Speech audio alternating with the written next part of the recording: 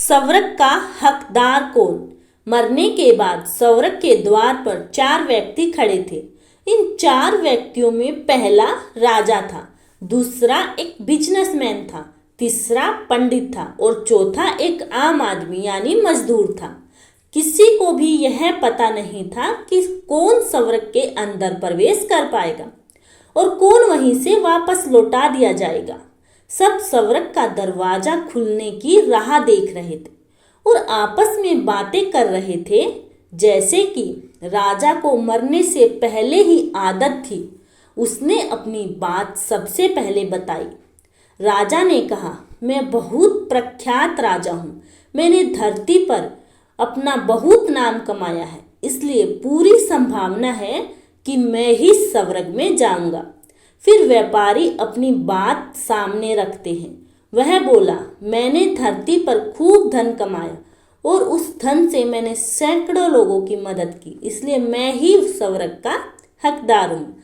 अब बारी थी पंडित की, तो पंडित ने मुंह खोला और सबको यह कहा, चाहे तुम जो सोच लो, लेकिन यह बात तो तय है कि स्वर्ग के दरवाजे खुलेंगे तो मेरे लिए ही।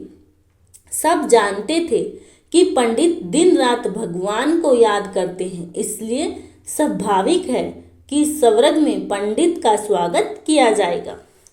जब सब ने अपना अपना पक्ष रख दिया, तब सबकी नज़र उस मजदूर पर थी जो चुपचाप अपनी नजरें नीचे झुकाए बिना कुछ बोले वहीं पर खड़ा रहा।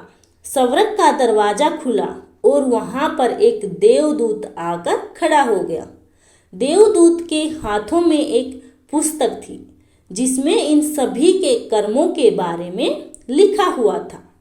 देवदूत ने सबसे पहले राजा को अपने पास बुलाया और उसको पूछा, तुम बताओ, तुमने अपने जीवन में क्या क्या अच्छे कर्म किए हैं। मैं उन्हें इस पुस्तक में देखकर फैसला करूंगा कि तुम्हें अंदर आने देना है या नहीं। राजा ने कहा, मेरा राज्य जितना बड़ा था उतना ही समृद्ध था और मेरे राज्य के सभी लोग खुशहाल थे। सभी बड़े आनंद से रहते थे। मैंने उन्हें कभी भी किसी भी चीज़ की कमी नहीं होने दी। यही मेरे अच्छे कर्म हैं। देवदूत ने अपने पुस्तक में देखा और देखने के बाद राजा से कहा, तुम सच बोलते हो। तुमने अपने राज्य की प्रजा को बहुत सुखी रखा था, लेकिन तुमने अपने राज्य की सीमा बढ़ाने के लिए जितने युद्ध किए थे, उन युद्ध की वजह से हजारों सैनिकों ने अपनी जान गंवा दी थी। उन हजारों सैनिकों के परिवार के दुख का कारण तुम बने थे, इसलिए तुम स्वर्ग में नहीं आ सकते। अब बारी थी व्यापारी की। व्यापारी से जब देवदूत ने पूछा कि तुम्हारे अच्छे कर्म क्या हैं, तब व्यापारी ने उससे कहा, मैंने सैकड़ों लोगों को खाना खिलाया है, कई आश्रमों में दान किया है, कई निराश्रित लोगों को के लिए घर बनाकर दिया है। यह मेरे अच्छे कर्म हैं। देवदूत ने फिर से अपने पुस्तक में ध्यान से देखा और देखने के बाद व्यापारी से कहा, तुम्हारा कहना भी ठीक है कि तुमने बहुत दान धर्म किया है, लेकिन यह दान धर्म तुमने जिन पैसों से किया है, उन पैसों को कमाने के लिए तुमने न जाने कितने झूठ बोले हैं, कितनी हेरा फेरियाँ की हैं और कितनी मिलावटें की हैं, इसलिए तुम भी स्वर्ग में नहीं आ सकते। जब पंडित से यही सवाल किया गया तो पंडित ने बड़े ही आत्मविश्वास के साथ कहा, मैंने अनगिनत लोगों को ज्ञान दिया है, हजारों यज्ञ और पूजाएं की हैं और दिन रात भगवान का जाप किया है। इससे अच्छे कर्म और क्या ही हो सकते हैं। देवदूत ने अपनी पुस्तक के अंदर झांक कर देखा और पंडित से कहा, आपने जितने भी लोगों को जो भी ज्ञान दिया है, उन बातों पर खुद कभी अमल नहीं किया।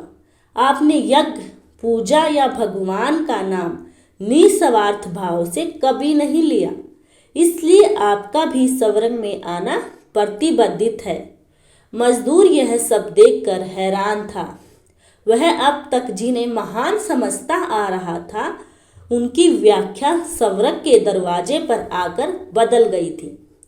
धरती पर जिन कामों को अच्छा समझा जाता था, उनका यहाँ पर कोई मूल्य नहीं था।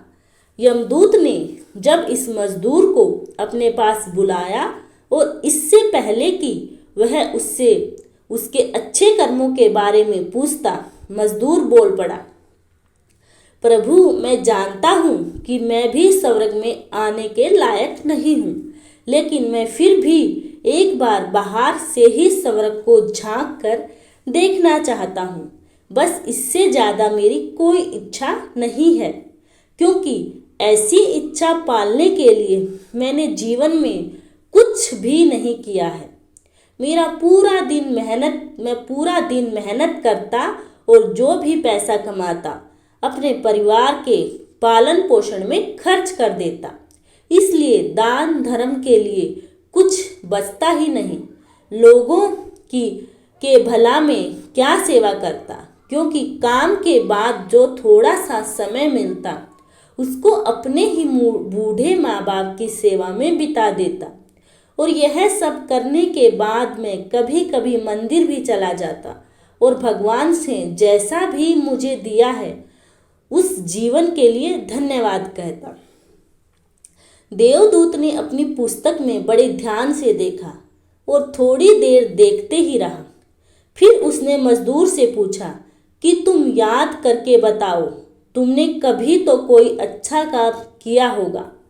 मजदूर ने थोड़ी देर सोचने के बाद बोला, हाँ, मुझे थोड़ा थोड़ा याद है। एक बार मैं बहुत भूखा था और मैं खाना ही खाने बैठ रहा था कि एक बहुत ही कमज़ोर कुत्ता, जो ठीक से चल भी नहीं पा रहा था, वह मेरे पास आ गया और मेरे खाने को देखने लगा। तब मैंने अपनी रोटी उसे खिला दी थी और उस दिन मैं खुद भूखा सोया था। मजदूर की बात सुनने के बाद देवदूत मुस्कुराया और मजदूर को बड़े सम्मान से स्वर्ग के अंदर ले कर गया। दोस्तों, अच्छे कर्म लोभ, मोह, माया इन सब भावों में आकर नहीं किए जाते और ना ही उन्हें अच्छे कर्मों की श्रेणी में गिना जाता है। निस्वार्थ भाव से किया गया एक ही अच्छा कर्म भी आपके जीवन के सारे पापों को धोने की शक्ति रखता है। इसलिए जब भी मौका मिले, निस्वार्थ भाव से और अच्छे मन से अच्छे कर्म किया करें। धन्यवाद दोस्तों। जिसको यह